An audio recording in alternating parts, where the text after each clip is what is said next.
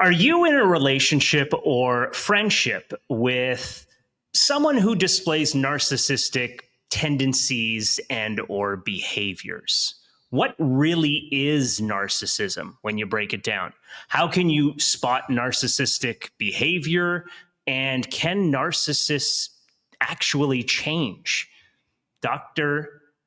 Rasha is with me here, Dr. Rasha Wahid, who is a psychologist, and she is going to be taking a deep dive with us into narcissism and more. She'll break it down for us in Awareness episode number 15. And before we do, a quick word from our sponsor, Vox Mental Health. Vox means voice, and we believe something shifts when you're safe enough to find yours. Based in Barrie and serving all of Ontario, Vox Mental Health offers trauma-informed psychotherapy for individuals, couples, and families. Whether you're unpacking old narratives, navigating relationships, or working toward clarity and change, we're here to support your growth, your agency, and your voice. Learn more at voxmentalhealth.com. So thank you so much to Vox Mental Health. My name is Rob Daniels, welcoming you to this next episode of Awareness, Fostering a More Compassionate, Empathetic, and Accepting Society. Without any further ado, Dr. Rasha Wahid, it's a pleasure to have you in studio here today. Thanks, Rob, for having me. And just thanks so much for being here, and very much looking forward to your expertise and hopefully helping as many people as we can with all that you have to provide here today. Of course, we've been discussing what needs, how you feel, what needs the most help in this world right now. A few of these topics, that is, we were going to try and break down a few of them here today, and narcissism, of course, being one of them. So let's get into that first. And you may, whether you're watching wherever you get your podcast, which I thank you, by the way, don't forget to like and subscribe on YouTube or wherever you may be listening to this podcast. That would be super appreciated. You yourself at home, or whether you're in the car now, wherever you happen to be, you may have experienced narcissism before, narcissistic behavior. You may have been the victim of it. You may have been the one perpetrating it, but we will find out what that's all about and hopefully provide you some awareness so that you can eliminate it as much as possible from your life, because it's not a good thing from my understanding. So when we talk about it, for anybody that might be confused at home, narcissism, there is a lot of confusion, I would say, on the internet as to what it specifically is all about. So you're the expert. Why don't you provide your definition and the most factual one that you can provide in regards to what narcissism is all about? Okay, that's a good question to start with. Mm-hmm. And as you know, Rob, there is a lot of confusion about what narcissism is really about mm-hmm. out there because of the lots of information on the internet that people are getting from different sources. Right. It's not very clear to say what narcissism is mm-hmm. because it exists on a spectrum. Mm-hmm. So on one end, we have the healthy narcissism. Healthy narcissism is more about, people that you see, they are confident, they're having self-assurance, mm-hmm. they're ambitious. All these are healthy narcissism traits right. that can help you to keep functioning in your life. And it's actually needed. It's necessary. Mm-hmm. But on the other end, we're having the pathological narcissism. Mm-hmm. It's when there's a pattern of behaviors that cause severe damage and hurt to other people in your relationship. Yeah. So if we imagine narcissism on a spectrum from 0 to 10, mm-hmm. all of us would have some narcissistic traits as we are egocentric human beings. But as it goes to, say, 40, 50, 70%, that's when you're harming others in the relationship. That's narcissism. Mm-hmm. And from a therapeutic perspective, if you really want to know what is narcissism at its core, mm-hmm. narcissism is a defense mechanism. It's a personality style to protect yourself from the early childhood or emotional injury that person had. Right. And for them to keep going in life, they learned some coping strategies that worked very well for them. One mm-hmm. of them is completely shutting down their emotions. And that's why we say like narcissism would have lack of empathy. They can't deal with emotions, especially painful emotions that they experienced during their childhood. The other thing, they have an severe urge to control others. And this control is to make sure that they are safe in the environment that they are living in. And definitely that will be reflected in their relationships. But they also come from environments where love was very conditional. They didn't get unconditional love from their primary caregivers. Emotions were mostly dismissed. If you were upset, angry, it's just being dismissed. And most importantly, vulnerability is unsafe. So if the child would come to their parents with any vulnerable emotion, feeling shamed, feeling angry, feeling that they need to express any emotions, they're either mocked by their parents or punished for expressing an emotion or dismissed. Wow. So they learn through very early on in their lives that you cannot go in life with your emotions. It's very dangerous. Right. The safest way is to shut that down and be that person that present themselves as very confident, as very successful, but at the same time, emotions is the area or are the things that I don't want to get near to it. Right. So they operate from a very superficial level. Yeah. And this, how you addressed it right there, essentially is like the root cause. Where does it begin at the root of the tree? And that explains a lot. If anyone's, really appreciate you listening. And just to take that in is, it could explain a lot to people and answer a lot of questions for what they're dealing with currently. So that being said, that's the pathological kind, right? That's what you're expressing. And can you give me an example, perhaps, of what someone might say in any kind of given situation? Maybe one, I don't hate to put you on the spot, but something that may come to your mind, or one that's always been in your mind as like, that shouldn't have been said there, or that right there is a pathological person that's dealing with narcissism. I know what they just did right there. Is there something an example that you could give for anybody that might be still confused or just want to know more? Yeah, for sure. So when you think about narcissism, it's a set of behaviors. It's not only one behavior. And you cannot spot someone and say like, oh, this is an example of a narcissistic behavior unless you see a pattern that's happening with that person. One thing is they dismiss emotions. Right. So if you go to them saying that you're hurt or you want to set a boundary in a relationship, they'll get so angry and defensive. Because again, you're opening up to them a very vulnerable area that they don't deal with. Yeah. Emotions, right? Yeah. The other thing is they mastered the what I call the game of blaming. So they cannot blame themselves. They cannot see themselves as the person that made that mistake. They always blame other people. So they do a lot of projection.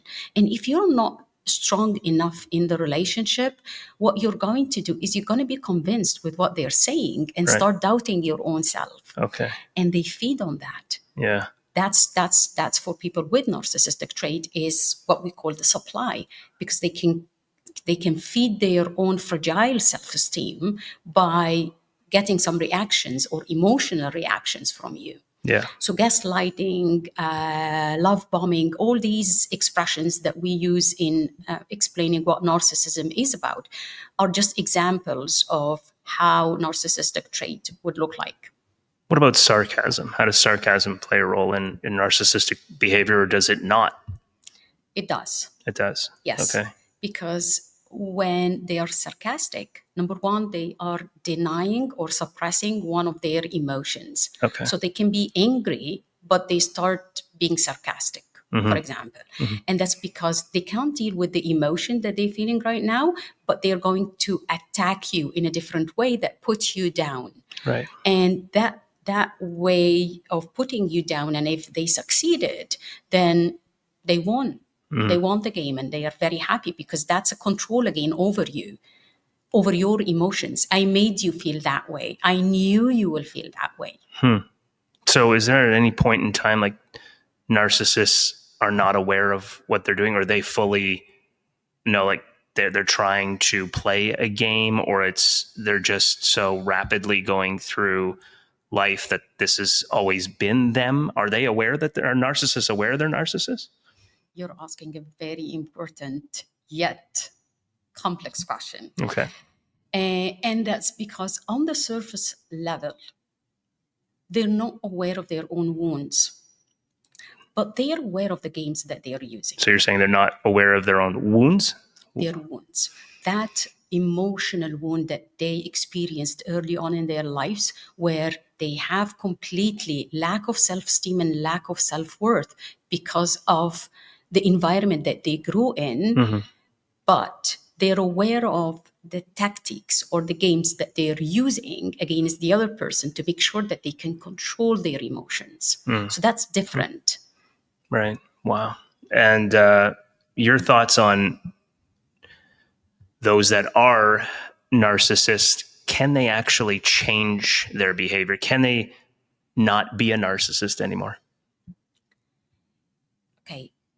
Can I say that this is also a very complex question? Really complex it's question. And these are grilling questions. Very good questions. And listen, whatever you feel comfortable answering or what you can answer to your own knowledge, it's welcome. If you feel unsure, you're allowed to say I'm unsure, because professionals sometimes are not can't answer everything. And maybe you don't have the answer, maybe you do, but I am giving you the floor either way. I'll give you a short answer. Okay. It's rare to change. It's rare. But it's not impossible. And here comes many factors. Number one factor is the motivation. Number two is the willingness. So motivation to change because they understand that they are hurting others and they're deeply suffering in relationships, and the willingness to change and to do something different in their lives. Here comes the challenge. When you go to therapy, therapy is about vulnerability. It's about opening up and having these deep and painful conversations with your therapist, and having these deep reflections and showing empathy towards yourself and towards others. But unfortunately, all what I just mentioned, that's what they exactly struggle with. They struggle with empathy. They struggle with deep reflections. They struggle with getting connected with their own emotions. Okay. So therapy usually is not the best way for them, or from their perspective. I will give you an example. In my practice, I would say I have a ratio of 80% people with narcissistic traits. 80% people with narcissistic or in narcissistic relationships, versus 20% people with narcissistic traits who come to the practice and say, hey, I want to heal myself, or I want to deal with what I'm struggling with. Most of this 20% are people coming because they're facing consequences in their relationships. Like, for example, their spouse is leaving the relationship, or something dramatic happened, and they would come and tell you, okay, I need to change myself. I need to work on it. But this is not sustainable. If they don't have that deep awareness that they are really doing favor to themselves before doing it to others, then they usually quit therapy very quickly and very rapidly, like 2-3 sessions, and they cannot tolerate it. Right. And that's exactly what shifted my focus of my career at the beginning, from working with personality disorders, working with bipolar disorder and other complex conditions such as schizophrenia, where I started as a mental health nurse, to going into people who started suffering, or people who are suffering in these relationships. Because as a therapist, you can see how much it's rewarding to see that transformation from people who suffered in the relationship. They want to do something different. They want to change their lives, versus people with narcissistic traits who just want to be there for a specific reason, but not really sustain therapy or maintain therapy. Yeah. Wow. So can you say that one more time? 80% would come to you. What was that ratio one more time, just to give that one more time? Sure. So So it's 80% are people who have been in narcissistic relationships, who've been in an abusive relationship with a narcissist. 20% in my practice is open for people with narcissistic traits. So they will come and say, hey, I have these narcissistic traits. Can you help me? I work with both. And Yeah. actually, I was very privileged to work with both. So because you're saying 20% are the victims, sort of, that are coming to you, that are the victims of narcissism, and the 80% are the narcissists that are coming to you? 80% are the victims victim, or 80, survivors. okay, survivors of it, and the 20% are the ones And that are willing to work 20%. on themselves. These are the ones Just that got to get has better at the my listening narcissist. skills. I'm just trying to adjust and You're get good, Rob. a lot You're of good. information coming at once, and it's very interesting with that. Like, yeah, okay, so that's a lot, and wow, so good on you for dealing with that. You answered a lot when it comes to narcissism, and hopefully that can help anyone out there that may be struggling with it, or a victim of it, or someone that's dealing with it. Maybe that wants to come to terms with, hey, like they gotta do something about it. So good on you for doing that, and I hope they take that awareness before an issue comes to place, like you suggested, right? And what we wanted to touch on also next was people pleasing, and this could intertwine with narcissism in terms of people pleasing, and where does that come from exactly? People pleasing. People pleasing is the other side of the coin, Okay. as I've seen it in my practice and I learned it. Mhm. That's why I work hand in hand, narcissism and people pleasing. Most of people with narcissistic, who've been in narcissistic relationships, they come first to my practice saying that they want to recover from the relationship. But as you dig deeply, and that's the trauma work that I do, when you dig deeply, you understand that's not only about the person that you've been with in the relationship. In fact, it's about who you were in the relationship, how you presented yourself in the relationship. Yeah. So let me give you an example about a relationship between a narcissist and people pleaser, how Right. these really deeply intertwined. Narcissists are incredibly charming. Okay. So when they start a relationship, they know your vulnerability. They know that you're looking for someone to make you feel heard and seen. And that's been told to me very clearly by many people with narcissistic traits. Okay. They know if someone come into an invitation and a party and there is 8 people sitting there, they can easily spot people with insecurity. So they know it's a social skills that they sharpened during their childhood and adulthood. Right. So at the beginning of the relationship, they shower you with compliments, with love, with care. They make you feel like you've been truly seen in the relationship. Right. But over time, that pattern starts to change. Okay. And as I usually explain it to my clients, they use charm as a tool in the beginning of the relationship to win you over. But then they use the coldness and silent treatment and withdrawing all that love and care to control you in the relationship. So that's a dynamic where the people pleasers find it very interesting in the honeymoon stage of this relationship. They're happy with the care and love, but then all this will be gradually withdrawn according to when and how the narcissist wants that to be withdrawn from you, and leaving the person feeling so confused in the relationship, hoping that they would go back to the first stage, the very, very, very first stage of the honeymoon of the relationship. All their hope in the relationship is to just go back to that stage. Let's talk about people pleasers. Yeah. People pleasers are also wounded children. They are wounded in terms of they lived in an environment and grew up in an environment where, again, love was very conditional. It wasn't unconditional love. Okay. Remember, we mentioned the same about narcissists.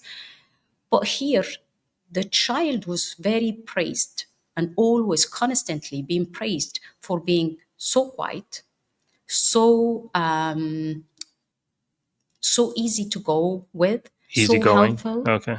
And at the same time, they are no troublemakers. They're just obeying rules and obeying what the parents want them to do. Right. So the child grow in this environment understanding only one principle, which is I'm loved and I'm safe only if I don't exist, because I don't have needs. Yeah. I cannot express my needs. I will be punished, or I will be not loved or not liked by my parents anymore. So in a way, you're giving the child that message of you're only loved if you're not existing.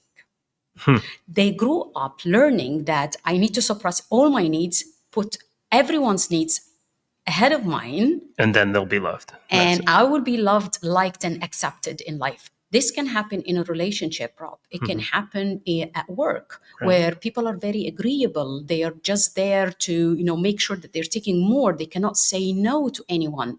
They're always nodding for like, oh yeah, everyone is right. Because that could also be a very tricky boundary to create, or a fine line to figure out for an employee. Even like, let's say your boss is coming to you with tasks, and you're a people pleaser because you want to keep your job, but how do you know what your boundary is to say no, that this is too much on your plate? Because then is that grounds for dismissal? Is that grounds for, that's a check mark for, maybe he's got a couple warnings and then you're out the door. It's very difficult to get that at work too. It could be at work, at relationships. And I don't know, what do you recommend to someone at work that deals with that too?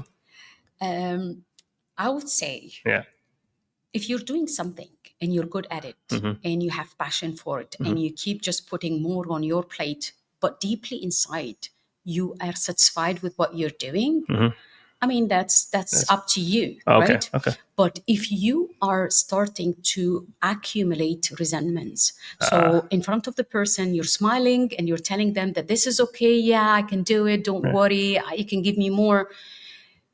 But deeply inside, these resentments are kind of accumulating, then you are going to have anxiety, depression, burnout.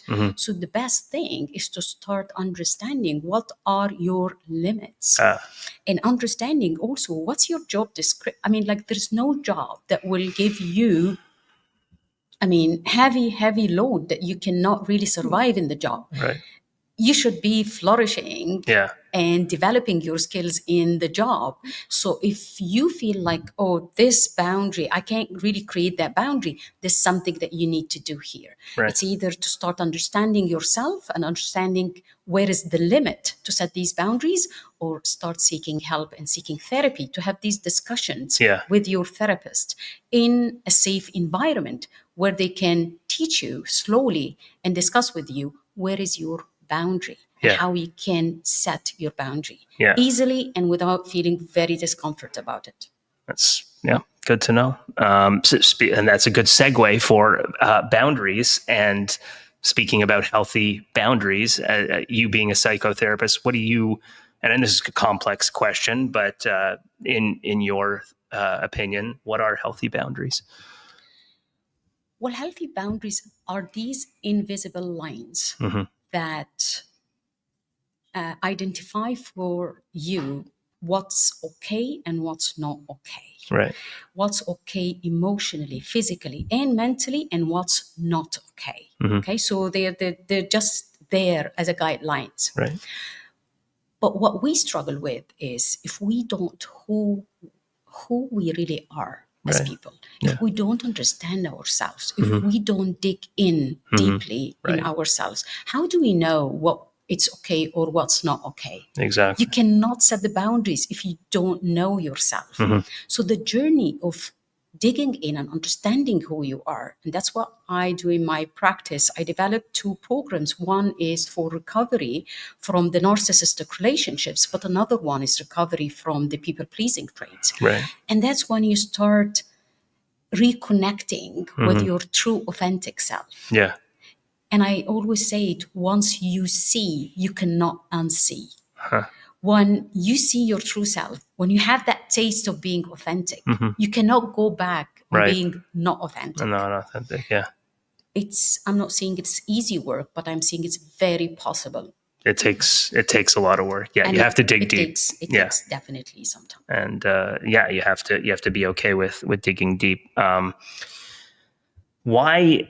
And I'm guilty of this as well too. Why do people struggle setting the boundaries? Is that also more along the lines of getting to know yourself on a deeper level? But I think there's also might be something along that fine line of people pleasing, like because you want to set a boundary, but then you're afraid of not being nice, or am I nice? And are they going to think I'm mean for saying no? And you have all this anxiety from people pleasing, I think. And to find that healthy boundary is probably different, because there's always a different scenario that comes up and you have to figure out that boundary. It's difficult. What do you suggest in that type of scenario? I would say we struggle because not only, as you said, we don't know ourselves, but most of us, we grew in environments where being selfless is a rewarding thing, whether this is because of your community, your family values, or religion, or whatever, right? Everything was telling you that not thinking about yourself and only thinking outside is very rewarding, you being kind and nice this way. But no one taught us to get in touch with our own selves first, and having to develop this relationship with yourself, strong relationship, where you understand your boundaries, you understand what you like and what you don't like, and being comfortable with setting the boundaries.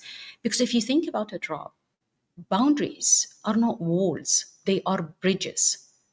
They bring the right people in your life. So let's say I'll go with the scenario that people will be rejecting me if I set boundaries. If they don't respect me, they won't respect my boundaries. Right. Why should I keep them in my life? Yeah. Only the healthy people, the right people, would respect my boundaries, and they would be okay, even more happy for me that I started to set the boundaries.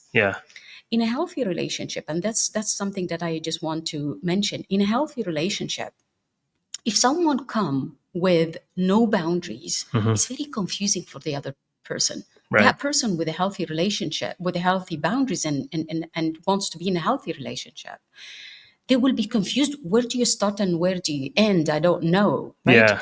You're not setting anything. You're okay with everything. So it's confusing for some people. When we have set the right boundaries for ourselves, it's easy for the healthy people to start approaching us and having that healthy dynamic of, I know your boundaries, I respect them. I know also your boundary, Rob, and I respect them. But if you think about the narcissistic relationship, where there is people pleaser and narcissism, in fact, there's one who's leading and one is following. One is seeking the approval of the narcissist and just want to do everything, want to give everything. And the other one wants just to take. And they're very demanding in the relationship. They only want your attention, your love, your care, and boosting their self-esteem. And if you're not giving them that, they start to be very angry. They start to be very emotionally abusive and emotionally dismissive.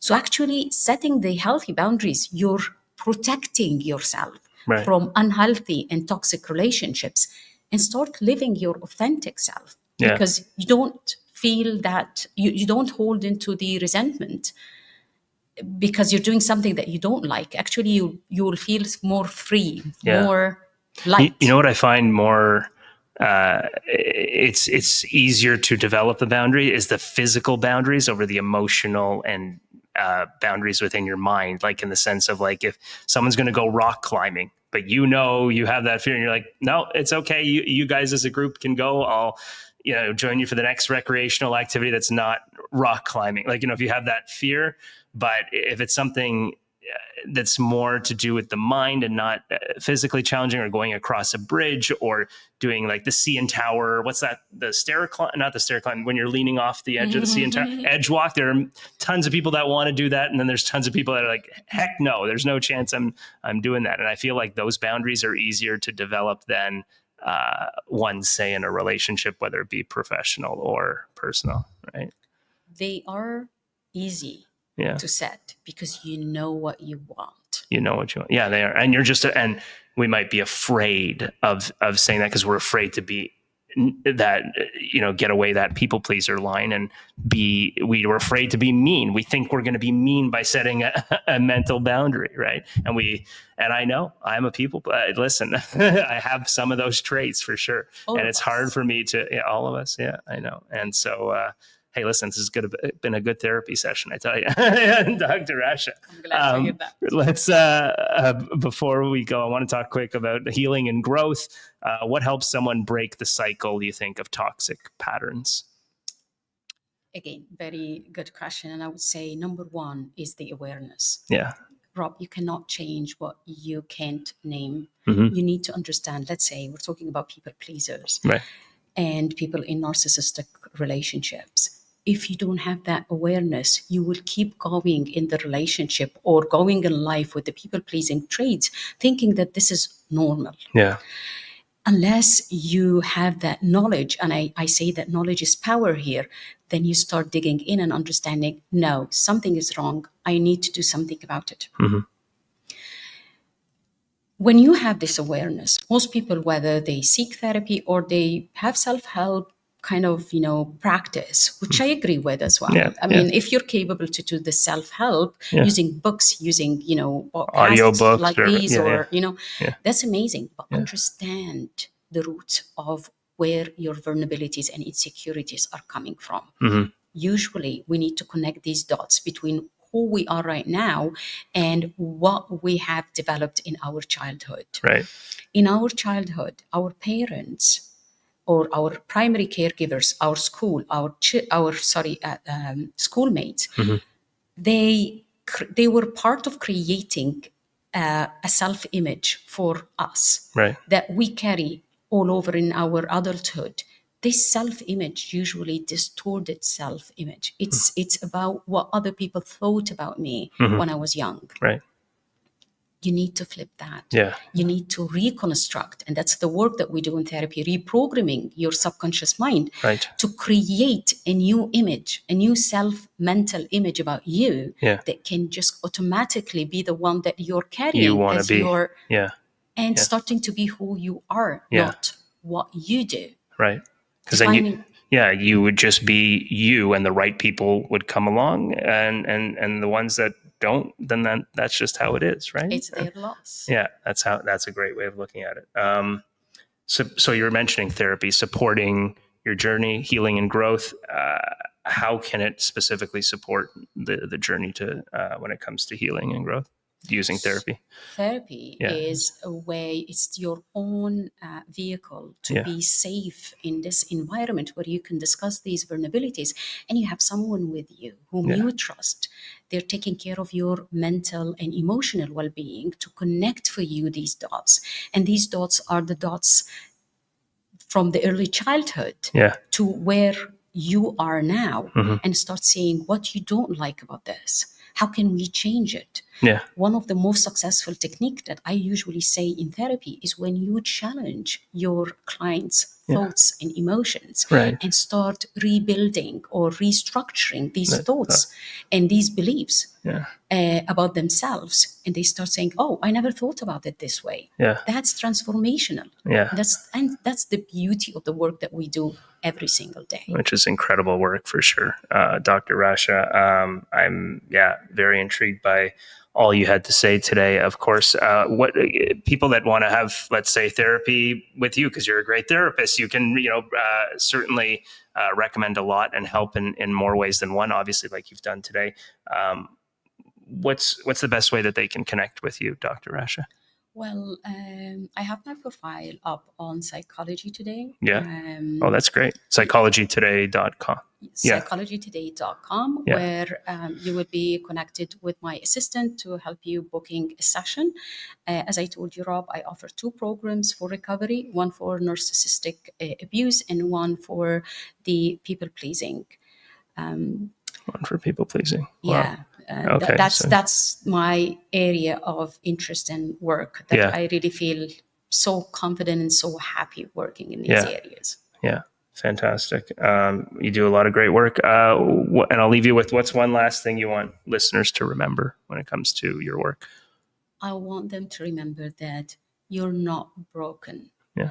Even if you have stayed in the relationship for so long, or have been a people pleaser for so long, there's a way out of these kind of traits and relationships. Yeah. And if your goal is to be back to get in touch with your true self, your authentic self, that's the time. It's never too late to start doing this work. Yeah. Fantastic. Thanks for doing this today, Dr. Rasha. It means a lot, really, really. And hope you learned something at home or wherever you listen to this podcast. Don't forget to subscribe. Really would appreciate that on YouTube. And thanks for listening once again. This has been Awareness, episode number 15 with Dr. Rasha Wahid. And thanks so much to producer Mike. I am Rob Daniels. Look forward to seeing you in the next episode.